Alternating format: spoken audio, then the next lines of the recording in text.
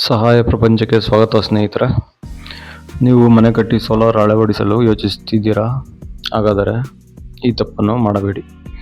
ಮೊದಲನೇದಾಗಿ, ನೆರಳು ಬೀಳದೇ ಇರುವ ಜಾಗದಲ್ಲಿ ಸೋಲಾರ್ ಅಳವಡಿಸಿ. ಎರಡನೇ ಸಲಹೆ, ಪಶ್ಚಿಮ ಮತ್ತು ದಕ್ಷಿಣದ ಕಡೆ ಕಟ್ಟಡಗಳನ್ನು ಎತ್ತರವಾಗಿ ಕಟ್ಟಿರಬಾರದು. ಹಾಗೇನಾದರೂ ಕಟ್ಟಿದ್ದರೂ ಕೂಡ ಅವಶ್ಯಕತೆ ಇದ್ದಾಗ ಪಾರದರ್ಶಕತೆ ಇರಲಿ. ಅಂದರೆ ಸೋಲಾರ್ ಟ್ಯೂಬ್ಗಳ ಮೇಲೆ ಸೂರ್ಯನ ಬಿಸಿಲು ಬೀಳುವಂತಿರಲಿ. ಚಿತ್ರದಲ್ಲಿ ಕಾಣುತ್ತಿರುವ ಈ ನೆರಳು ಪಶ್ಚಿಮ ಮತ್ತು ದಕ್ಷಿಣದಲ್ಲಿ ಎತ್ತರವಾದ ಕಟ್ಟಡದಿಂದಾಗಿ 2 ರಿಂದ 3 ಅಪರಾಹ್ನದ ಒಳಗೆ ನೆರಳು ಆವರಿಸುತ್ತದೆ. ಮುಂದಿನ ಚಿತ್ರದಲ್ಲಿ ಸುಮಾರು ಅರ್ಧ ಟ್ಯೂಬ್ಗಳಷ್ಟು ನೆರಳು ಆವರಿಸಿರುವುದನ್ನು ನೋಡಬಹುದು. ಇದು ದಕ್ಷಿಣದಲ್ಲಿ ಕಟ್ಟಡ ಕಡಿಮೆ ಇದ್ದರೂ ಕೂಡ ಪಶ್ಚಿಮದಲ್ಲಿ ನೀರಿನ ಟ್ಯಾಂಕ್ ಕೂರಿಸಲು ಕಟ್ಟಡವನ್ನು ಎತ್ತರವಾಗಿ ಕಟ್ಟಿರುತ್ತಾರೆ. ಆದ್ದರಿಂದ ಟ್ಯಾಂಕ್ ಮತ್ತು ಕಟ್ಟಡದ ಎರಡೂ ನೆರಳು ಸೋಲಾರ್ ಟ್ಯೂಬ್ನ ಮೇಲೆ ಬೀಳುತ್ತಿದ್ದು ಇದರಿಂದ ನೀರು ಕಾಯುವ ಸಾಮರ್ಥ್ಯ ಕಡಿಮೆಯಾಗುತ್ತದೆ. ಈ ಚಿತ್ರದಲ್ಲಿ ತೋರಿಸುವಂತೆ ಪೂರ್ವದಿಂದ ಪಶ್ಚಿಮಕ್ಕೆ ನೈಋತ್ಯದ ತುದಿ ಮತ್ತು ಉತ್ತರದಿಂದ ದಕ್ಷಿಣಕ್ಕೆ ನೈಋತ್ಯದ ತುದಿಯಲ್ಲಿ ನೀರಿನ ಟ್ಯಾಂಕ್ ಕೂರಿಸಲು ಕಟ್ಟಡವನ್ನು ನಿರ್ಮಿಸಿರುವುದರಿಂದ ಇದರ ನೆರಳು ಸೋಲಾರ್ನ ಟ್ಯೂಬ್ ಮೇಲೆ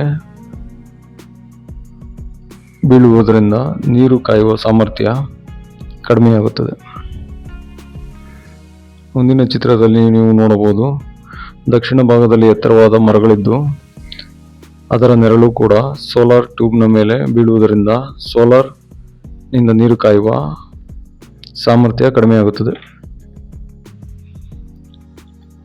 ಇನ್ನೊಂದು ನೆನಪಿಡಬೇಕಾದ ವಿಚಾರ ಏನಂದರೆ, ದಕ್ಷಿಣದಲ್ಲಿ ಕಟ್ಟಡ ಅಥವಾ ತಡೆಗೋಡೆ 3 ರಿಂದ 4 ಅಡಿಗಳಿದ್ದರೂ ಮಳೆಗಾಲ ಚಳಿಗಾಲದಲ್ಲಿ ಸೂರ್ಯನು ಓರೆಯಾಗಿ ಚಲಿಸುವುದರಿಂದ 3 ಅಡಿ ಉದ್ದದ ತಡೆಗೋಡೆಯ ನೆರಳು ಸುಮಾರು 4 ರಿಂದ 5 ಅಡಿ ದೂರದವರೆಗೂ ಬೀಳುವ ಸಾಧ್ಯತೆ ಇದೆ.